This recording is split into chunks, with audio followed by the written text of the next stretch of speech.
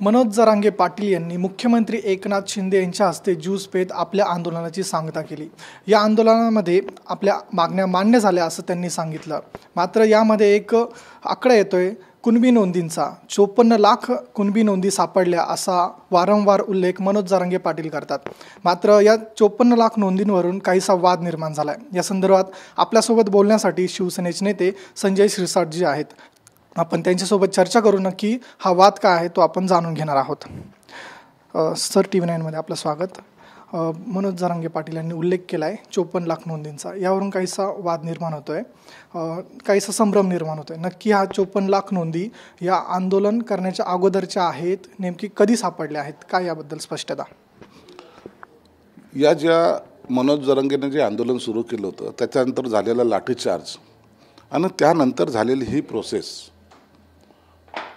तातडीनं तुम्ही जर पाहिलं असेल तर शिंदे समिती असेल, या सर्व ज्या समित्या ज्या होत्या, मागासवर्गीय समिती असेल, यांनी या नोंदी शोधायला सुरुवात केलेल्या आहेत।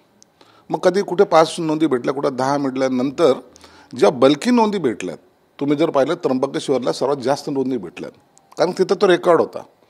अशा अनेक ठिकाणच्या ज्या नोंदी भेटल्या त्या या आंदोलनाचं फळ ज्याला म्हणावं लागेल त्यानंतर शोधल्यानंतर मिळालेल्या नोंदी आहेत।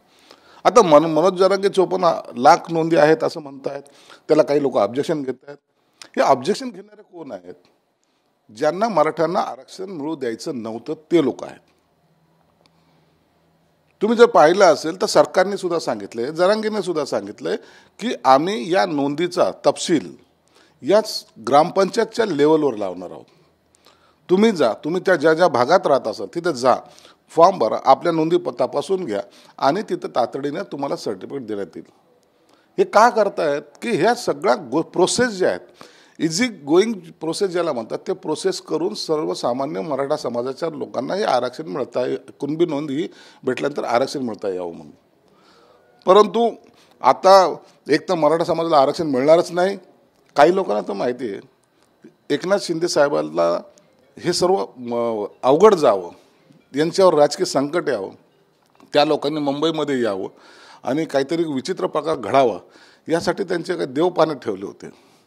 त्यांना असं वाटत होतं की नाही होऊ शकत, आता शिंदे अडचणीत आले। ही जी त्यांची भावना होती ना, त्याला शिंदे साहेबांनी सिक्सर मारलेला आहे आणि म्हणून हे पोटदुखी आता पोटसुळ उठायला सुरुवात झालेली। मग एकनाथ शिंदेने असं कसं, आम्ही 40 वर्ष या मराठा समाजाला झुलवत होतो, याचं क्रेडिट मग एकनाथ शिंदे साहेबांकडे कसं चाललंय? ही सगळी ती पोटदुखी। तुम्हाला काय करायचं आहे? समाज खुश आहे ना आज? ज्या शिवरायांची शपथ घेऊन एकनाथ शिंदे साहेबांनी घोषणा केली होती त्याची परिपूर्ती त्यांनी केली ना, बस झालं। तुम्हाला काय करायचं? तुम्ही का रडतायत? काही लोक ट्विट करतायत, काही लोक हे मिळणारच नाही असं म्हणतायत, काही लोक कोर्टात जाण्यासाठी स्वतःहून माणसं तयार करतायत। दुर्दैव असं आहे, स्वतः माणसं तयार करतात आणि त्यांना कोर्टात जायला प्रवृत्त करतात। या राजकारणाच्या मोहापायी ज्यांनी काही लोकांनी समाजाला विटीस धरून राजकारण केलं होतं ना, त्यांची आता खैर नाही हे जेव्हा त्यांना कळालं त्या टायमाला त्यांनी केलेले हे सगळे विधान आहेत। मग आपल्याला असंच म्हणायचं या 54 लाख नोंदी आंदोलनानंतरच्याच आहे? हे आंदोलन सुरू झाल्यानंतरच आहे।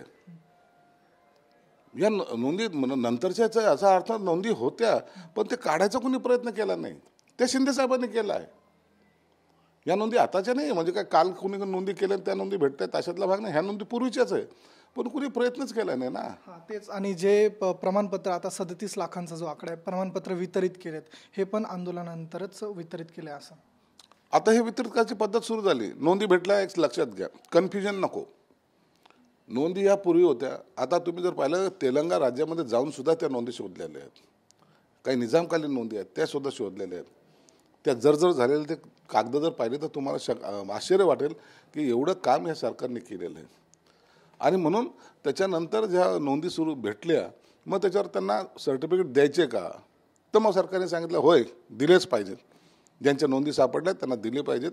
आणि म्हणून हे सगळ्या नोंदी एकत्रित करून ज्या ज्या भागातील असतील त्या त्या लोकांना सर्टिफिकेट द्यायचं काम सुरू केलेलं आहे। सरकारने जो हा मराठा आरक्षणासंदर्भात निर्णय घेतलाय याला असहमती दर्शवली आहे मंत्री नारायण राणे यांनी। यावर आपलं काय मत? नाही, नारायण राणेंच्या कोकणा विभागामध्ये हे वेगळे एक समीकरण आहे. कोकणचा मराठा समाज असेल, कुणबी असेल, यांचं एक वेगळं थिंकिंग आहे. म्हणून त्यांच्या त्या राजकारणासाठी त्यांनी त्या पद्धतीने घेतलेली ती भूमिका आहे. परंतु आता मराठवाडा असेल, खानदेश असेल, विदर्भ असेल आणि पश्चिम महाराष्ट्राचा काही भाग असेल, यांना सर्वांना आवश्यक होतं. तुम्ही जर पाहिलं तर या आंदोलनामध्ये हे सर्व लोक उपस्थित होते. झालंय काय, नेत्यांना बाजूला काढून केलेले, सर्वसामान्यांनी केलेले हे आंदोलन त्यांच्या पचनी पडत नाही. म्हणून त्यांची आता सगळ्यांची कोलेकोई सुरू आहे. मंत्री छगन भुजबळ देखील या निर्णयाशी नाराज आहेत. ते आता या विरोधात जाणार आहेत. जाऊ दे ना, काय करणार आहे. सरकारने जेव्हा आपली भूमिका स्पष्ट केलेली आहे, ओबीसी समाजाच्या आरक्षणाला कुठेही धक्का लावता कामा नाही आणि आम्ही तो लावणार नाही, एवढं स्पष्ट शब्दात सांगितल्यानंतर सुद्धा काही लोक त्या आपल्या राजकारणापायी काही ओबीसी समाजाच्या लोकांना उचकवत आहेत, काही जण मराठा समाजाच्या लोकांना उचकवत आहेत. आणि या आपसामध्ये जेव्हा भांडण होईल किंवा तेढ निर्माण होईल तेव्हा आपलं राजकारण सोयीचं होईल, अशी त्यांची भावना आहे. म्हणून ओबीसी समाजाने आणि मराठा समाजाने सुद्धा या गोष्टीचं दखल घेतली पाहिजे आणि या भांडणापासून आपण दूर राहिलं पाहिजे. खासदार इम्तियाज जलील यांनी सावरकरांवर टीका केली आहे. त्यांनी सावरकरांना भगोडे असं म्हटलंय. आम्ही त्यांना कधी मानत नव्हतो आणि मानणार नाही असंही ते म्हणालेत. इम्तियाज जलीलकडून काय अपेक्षा करणार आहे.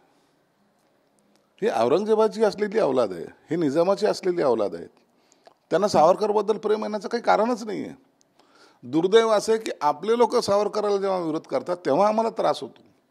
यांना काय, हे निजामाचीच वंशज आहेत, ते सावरकरला कशाला मानतील. म्हणून या अशा निजामकालीन लोकांच्या म्हणजे निजामाची असलेल्या अवलादांकडे आम्ही लक्ष देत नाही. परंतु एक लक्षात ठेवा, सावरकर या महाराष्ट्राचं नाही देशाचं दैवत आहे. त्यांना पण लोक समाज आमचा सगळ्यात चांगल्या पद्धतीने मानतोय. त्यांनी आंदोलनात केलेली भूमिका लोक विसरलेले नाहीत. म्हणून या अशा फालतू टीकावर आम्ही त्यांना योग्य वेळेला योग्य ते उत्तर देऊ. राज ठाकरेंनी एक विधान केलं आहे की पंतप्रधानांना आपल्या राज्याबद्दल प्रेम आहे, मग आपल्याला का नाही. गिफ्ट सिटी त्यांना आपल्या राज्यात न्यावीशी वाटते, त्याच्यानंतर हिऱ्यांचा व्यापार आपल्या राज्यात न्यावा वाटतो असं राज ठाकरे म्हणालेत. काही गैर नाही ना. पंतप्रधानांनी आपल्या राज्यावर प्रेम करावं, केलंच पाहिजे. आपल्याला जर आपली राष्ट्रपती जेव्हा झाली ती प्रतिभा पाटील, त्या टायमाला आपण सगळं बोललो की आमची राष्ट्रपती आहे. आपण देशाची राष्ट्रपती नाही म्हणलं, नाही आमच्या महाराष्ट्राची महिला राष्ट्रपती झालेली. हे असा जो काही प्रकार असतो, त्यांनी त्यांच्या राज्याबद्दल घेतलेली भूमिका ही जरी त्यांची वैयक्तिक जरी असली तर ती भूमिका आपलीही असली पाहिजे.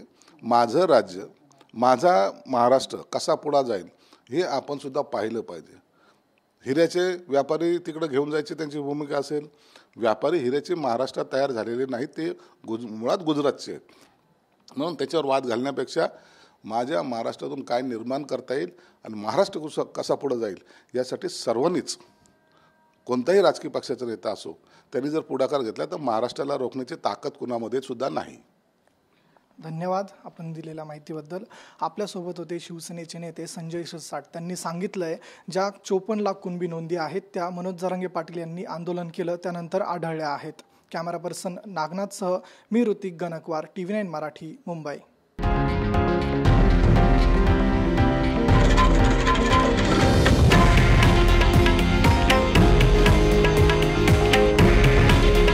हे आहे देशातील नंबर 1 न्यूज नेटवर्क आणि आपण पाहत आहात TV9 मराठी.